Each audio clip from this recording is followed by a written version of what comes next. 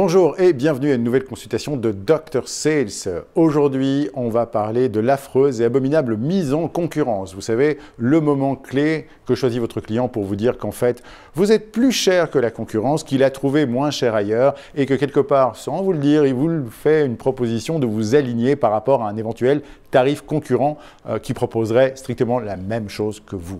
C'est tout à fait normal que ça arrive aujourd'hui. L'information est omniprésente. On a des concurrents dans tous les domaines qui s'affichent sur nos pages internet dès qu'on ouvre un site web.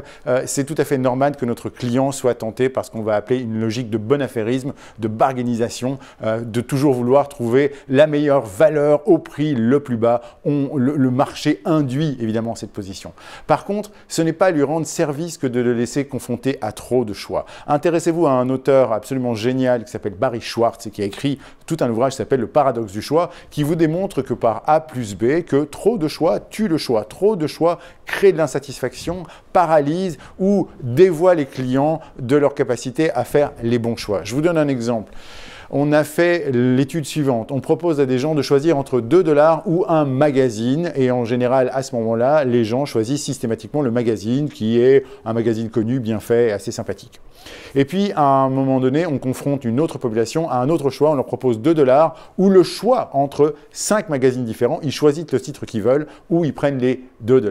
Eh bien, vous savez quoi? À partir de ce moment-là, la majorité des gens choisissent les 2 $ parce que le fait de les avoir confrontés à un choix trop compliqué par rapport à un magazine a fait diminuer la valeur perçue des magazines et finalement a créé de l'ennui, une certaine forme d'inconfort et les gens se rabattent sur la facilité qui est à choisir les 2 $. Trop de choix tue le choix, trop de choix dévalorise toutes les positions qui sont proposées aux clients. Alors comment faire quand un client vous dit écoutez, j'ai moins cher ailleurs ou votre concurrent est moins cher? D'abord, la première question que j'ai envie de vous poser, c'est est-ce que vous êtes convaincu de votre valeur? Si vous n'êtes pas convaincu de votre valeur, ce genre d'objection va vous arriver très souvent. Avez-vous la conviction d'avoir un avantage, une qualité supérieure par rapport à celle de votre concurrent? C'est capital de pouvoir cultiver ça. Ne partez pas en clientèle si vous êtes convaincu que vous n'êtes pas bon ou que vous ne valez pas vos prix. C'est essentiel d'arriver à cultiver cette foi et cet engagement par rapport à votre entreprise et vos produits. Maintenant, qu'est-ce qu'on dit aux clients? Eh bien, la première chose à s'intéresser, c'est savoir si on compare des choses qui sont comparables. Donc, je vous invite à engager votre client à vous dire le concurrent en question et à essayer d'analyser avec lui la différence d'offre et valoriser les différences. Ça peut être des différences de qualité, ça peut être des différences de service. Il est très important que vous arriviez à faire comprendre aux clients où se situent les différences. Ça peut même être des durées de garantie, ça peut même être des facilités de paiement. Mais trouver des différences entre l'offre de votre concurrent et la vôtre, si elle est moins chère, c'est qu'il y a une raison quelque part. Et valoriser ces différences, faites-les miroiter aux clients, faites-les comprendre qu'elles existent. S'il n'y a strictement aucune différence entre votre produit et celui de votre client, entre votre service et celui de votre client, alors il en reste quand même une. Cette différence, c'est vous.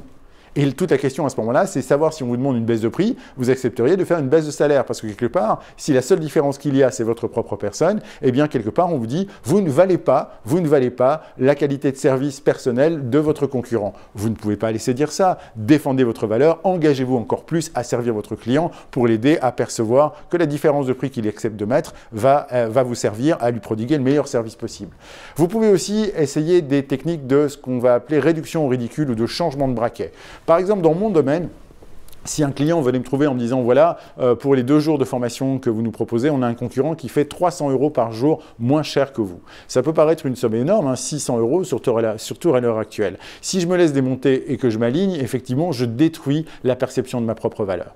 Or, ce que je veux faire, c'est faire comprendre à mon client que j'ai la meilleure proposition de valeur. Comment je vais m'y prendre? C'est bien simple. Je vais lui dire ok, d'accord, il y a une différence totale de 600 € sur les 2 jours de formation et c'est ça que vous cherchez à comprendre. Je comprends très bien.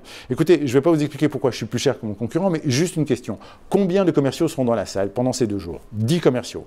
10 commerciaux? Très bien, ok.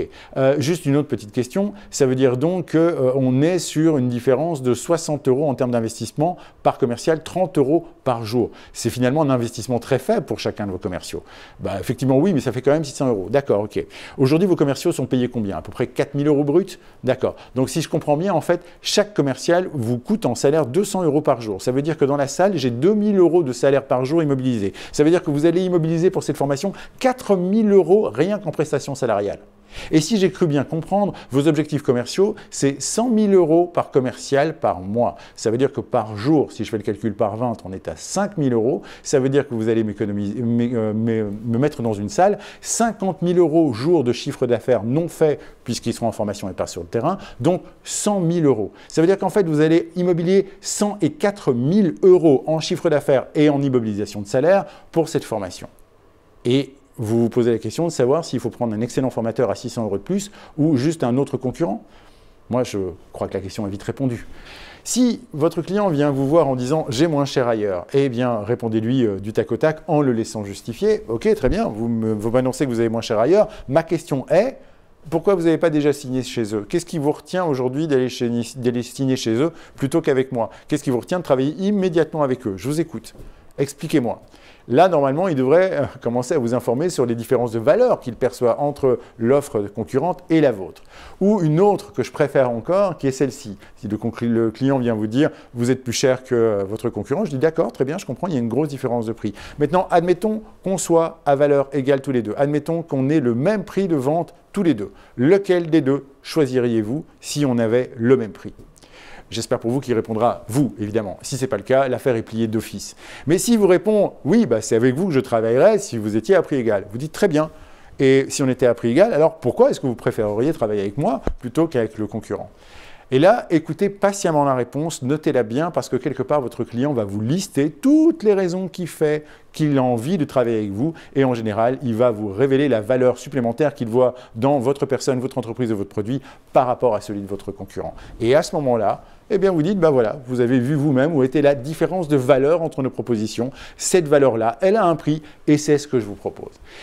La dernière chose, aider vos clients à décider, c'est les aider à gagner du temps et de la liberté d'esprit. Donc, à un moment donné, leur proposer votre tarif en disant « rassurez-vous, c'est le bon et vous allez faire une bonne affaire et en fait, on va travailler ensemble et vous allez voir qu'effectivement, le prix s'oublie, la qualité de reste », c'est leur rendre un service. Sinon, vous allez les laisser dans cette machine infernale de choix, de comparaison et d'insatisfaction à long terme. Encore une fois, les laisser trop choisir, ce n'est pas forcément leur rendre un service. Vous pouvez toujours leur dire « ok, je vais peut-être vous coûter un peu plus cher, mais si vous prenez la décision maintenant, je vais déjà vous faire gagner beaucoup de temps, beaucoup d'énergie et énormément de sérénité. Ce sera décidé. Une fois que ce sera décidé, vous êtes tout libre de passer à autre chose. Et n'oubliez jamais que le seul capital que vous ne récupérerez pas, c'est le temps. Votre temps est limité. Investissez-le bien. Une dernière chose, et sans doute la plus importante.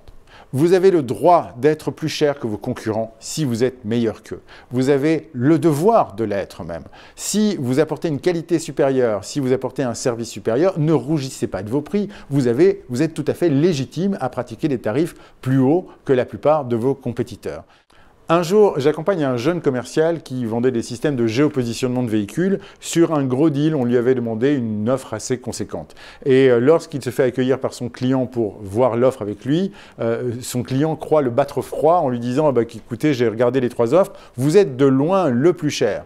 Le jeune commercial ne s'est pas du tout laissé démonter et lui a répondu gentiment, du tac au tac. Eh bien écoutez, c'est plutôt une bonne nouvelle, non? Depuis le temps que je vous dis qu'on est les meilleurs. Défendez vos valeurs auprès de vos clients parce que les aider à faire le bon choix, c'est ce qu'il y a de mieux à faire pour eux. Et évidemment, c'est certainement ce qu'il y a de mieux à faire pour vous. On se retrouve bientôt pour une prochaine consultation de Dr Sales. Et n'oubliez pas, la santé de votre entreprise dépend avant tout de la santé de vos ventes. Et nous retrouvons sans plus attendre Frédéric Bréban pour 10 minutes pour convaincre.